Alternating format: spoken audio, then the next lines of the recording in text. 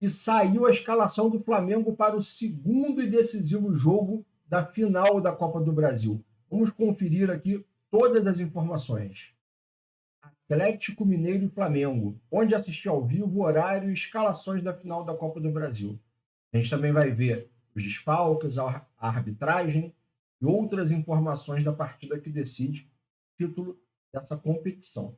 Então, Flamengo e Atlético Mineiro vão escrever mais uma página dessa rivalidade histórica, hoje, domingo, às 16 horas de Brasília, lá na Arena MRV em Belo Horizonte.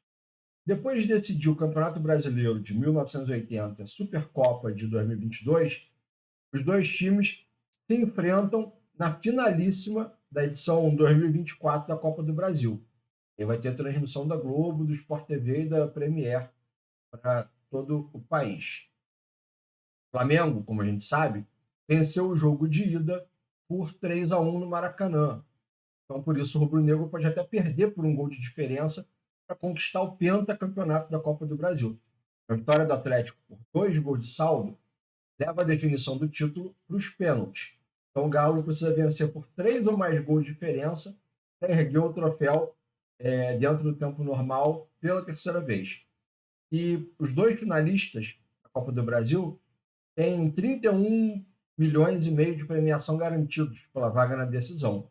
E aí, quem levantar o troféu ainda leva mais 42 milhões pelo título, totalizando 73 milhões e meio nos cofres, além de garantir um lugar na edição 2025 da Libertadores. Né? Aqui a gente está vendo a Arena MRV preparada para receber o jogo.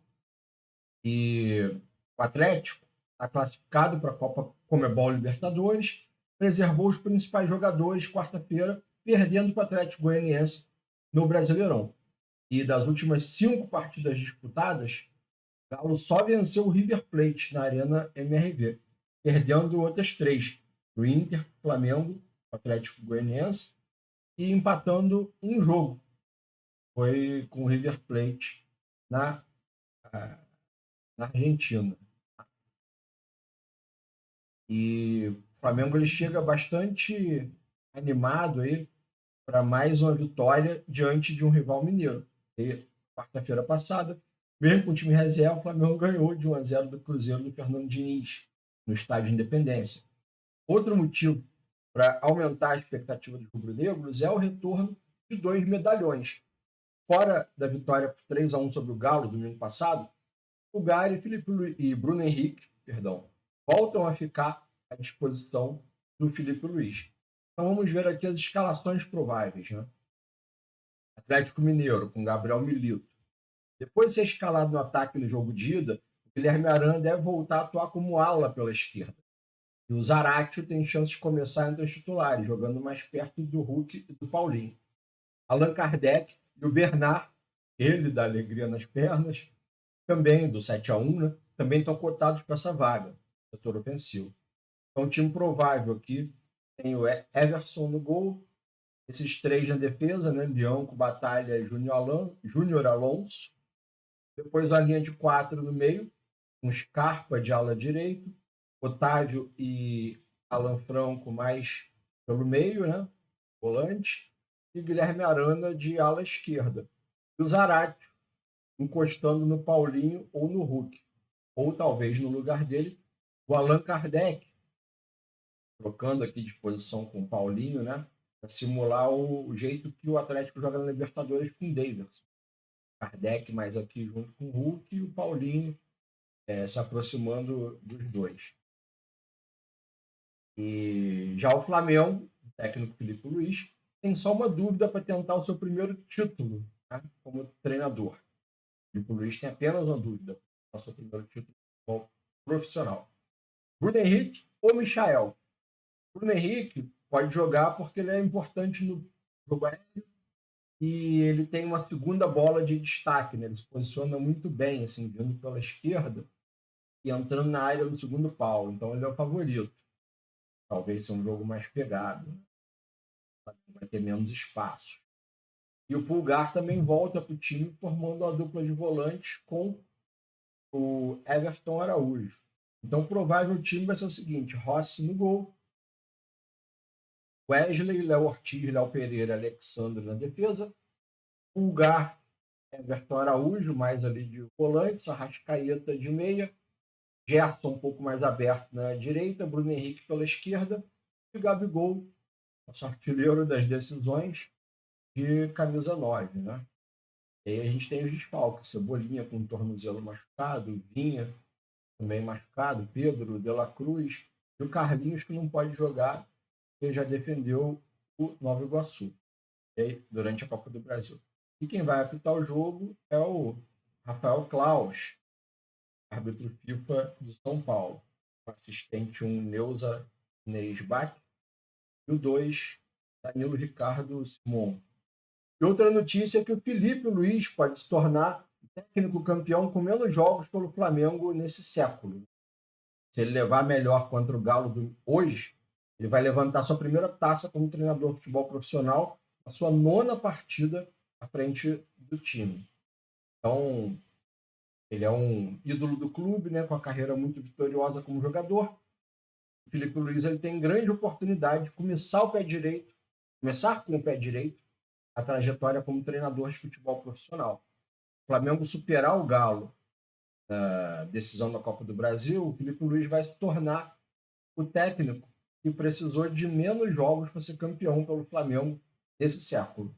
E caso faça valer a boa vantagem que o Flamengo tem, confirme o pentacampeonato da Copa do Brasil, o Felipe Luiz vai levantar o seu primeiro troféu como técnico de um profissional, como eu já disse antes, em apenas 9 jogos. Com essa marca, ele supera o Ney Franco, que conquistou a mesma Copa do Brasil em 2006, na final contra o Vasco, na sua partida de número 12, frente do Flamengo. E a gente vê diferenças semelhantes nas contratações do Felipe e do Ney. Os dois foram contratados com a mesma missão, ganhar a Copa do Brasil. E tanto em 2006 quanto esse ano era o objetivo mais factível do Flamengo. Mas tem grandes diferenças, né? O Ney Franco ele chegou menos de uma semana depois de ser eliminado pelo próprio Flamengo na semifinal. O treinador mineiro, o Ney Franco, ele dirigia surpreendente Ipatinga e fez uma série ali de semifinal dura contra o Flamengo, mas acabou caindo, porque empatou de 1-1 no Ipatingão e perdeu de 2-1 o Flamengo do Maracanã. E aí, diferentemente do Felipe, o Ney Franco não tinha um elenco estrelado e o clube enfrentava muitos problemas financeiros. Né? É a época daquele meme lá do Valdemar. Do Valdemar. E outra diferença em relação ao Felipe Luiz é que o Ney Franco chegava focado na disputa final, enquanto que o Felipe Luiz foi promovido a treinador, né? Time profissional, antes das semifinais da Copa do Brasil, Corinthians. E aí, antes da final contra o Vasco, foi marcada para 26 de julho de 2006, o Flamengo tinha pela frente mais 7 jogos do Campeonato Brasileiro. E a primeira decisão diante do Vasco. Acabou tendo mais jogos, porque como teve pausa da Copa do Mundo, o Flamengo marcou 3 amistosos, 2 no Norte, contra o Fast Clube e a seleção de Roraima, e um no Nordeste com o combinado do Maranhão do Motoclube. Não foram grandes resultados naquela época, né? O Flamengo bateu o Fast e o combinado do Maranhão por 3-2 e empatou com a seleção de Roraima. Mas foi suficiente esse período para o Renato Augusto, uma aposta do Kleber Leite, voltar para o Rio com 2 gols na bagagem e a titularidade assegurada. O Renato Augusto, na época, tinha só 18 anos. Essa pausa também foi boa para o Léo Moura, que era uma peça fundamental do time, né? Estava se recuperando de lesão. E na volta da excursão, o time jogou mal. Foi goleado pelo Paraná, clube lá em Volta Redonda, 4-1. Depois perdeu para os reservas do Vasco, 1-0, 3 dias antes da primeira partida, da final da Copa do Brasil. Mas aí o Ney Franco surpreendeu naquele jogo, né? Tentando explorar o potencial ofensivo do Léo Moura e do Juan. 2 laterais muito agudos, né? E dali em diante vão ser figuras muito importantes, principalmente na campanha do Brasileiro de 2009. O Ney Franco armou naquele jogo, no jogo contra o Vasco, um surpreendente 3-6-1. 3 na zaga, 6 no meio, e só o Luizão no ataque. Então foi um sistema testado em treinos secretos, realizados no Ninho Urubu, que estava muito precário, né, com a estrutura ainda muito inicial, e o Flamengo nunca tinha jogado daquela forma, então foi importante fazer treinos secretos, né? É o que diz o Ney Franco. Conseguimos fazer isso no momento em que o Ninho do Urubu não era utilizado pela equipe principal do Flamengo. Na Gávea, seria impossível fazer um treino fechado. Na época, era inadmissível um clube do tamanho do Flamengo realizar treinos sem a presença da imprensa. E a gente fez isso, afirmou o Ney Franco numa entrevista para o Globo Esporte em 2022. E aí o Flamengo foi a campo com essa linha defensiva de três formada pelo Renato Silva, Fernando e Angelim, dando liberdade total para o Léo Moura e para o Juan. Flamengo que não tinha sofrido, aliás, perdão, Flamengo que tinha sofrido gols nas 5 partidas anteriores, portou muito bem diante do Vasco. Só que foi importante, durante o jogo, o time mudar do 3-6-1 para o 4-4-2, né, para se tornar bicampeão da Copa do Brasil. Só tinha vencido naquela época em 1990. Com 11 minutos de jogo, o Renato Silva se machucou e deu lugar para o Obina, que entrou para formar dupla de ataque com o Luizão. Aí, poucos minutos depois, o Obina, às 14, ele abriu o placar um lindo sem pulo, depois da cobrança de escanteio do Renato Augusto. E 3 minutos depois, o Luizão testou o cruzamento do Léo Moura e fechou o placar, 2-0. E aí, no meio desses dois jogos, o Flamengo teve um duelo com Santa Cruz, só que os titulares, o Ney Franco, ficaram no Rio. Aí o auxiliar que foi lá para o Arruda e o Flamengo tomou de 3-0. Mas aí voltou com o time titular, é claro, na partida contra o Vasco. Aí o Ney repetiu o 3-6-1, só que o Angelim não jogou. Quem entrou no lugar dele foi o Rodrigo Arroz. E o Flamengo fez 1-0, se não me falha a memória, foi gol do Juan. Depois ficou só administrando o resultado e garantiu uma conquista, né? Em cima do Vasco. O Aldiran no ataque. E o menino também, Moraes, começando. E o Felipe Luiz também surpreendeu, né? Exemplo do Ney Franco, que também preparou uma surpresa para a primeira final da Copa do Brasil 2024, fazendo o Flamengo inesperado no 4-3-3 e ganhou de 3-1, né? Uma estrutura ofensiva muito forte, o Flamengo não deixou o Galo predominar em um momento da partida e podia ter ganho demais.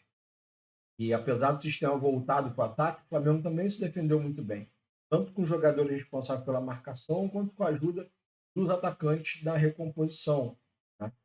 E Felipe, que foi um jogador histórico do Flamengo, ele começa o preparo, né, para quem sabe iniciar uma nova história de títulos dentro do clube do coração, agora como treinador.